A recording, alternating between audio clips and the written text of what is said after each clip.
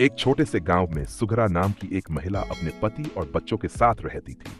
वह बहुत ही प्यार करने वाली, मेहनती और नर्म दिल की थी। उसका घर छोटा था, लेकिन साफ सुथरा और प्यारा था। एक दिन सुघरा ने देखा कि घर के बाहर एक दुबली पतली बिल्ली बैठी है जो कांप रही थी। सुघरा को उस पर दया आ गई। वह दूध लेकर आई और बिल्ली के सामने रख दिया। बिल्ली ने जल्दी से पी लिया, जैसे वह कई दिनों से भूखी हो। सुघरा ने बिल्ली को घर के आंगन में पनाह दी। समय बीतता गया और बिल्ली घर का हिस्सा बन गई। जब सुघरा रसोई में काम करती, बिल्ली उसके पास बैठकर उसे देखती रहती। जब सुघरा थकी होती, बिल्ली उसकी गोद में आकर बैठ जाती, जैसे उसे सुकून देना चाहती हो। एक दिन रात को एक चोर दीवार फांद कर घर में घुस आया। बिल्ली ने जोर जोर से म्याऊं म्याऊं करना शुरू कर दिया। सुघरा जाग गई और शोर मचाने से चोर भाग गया।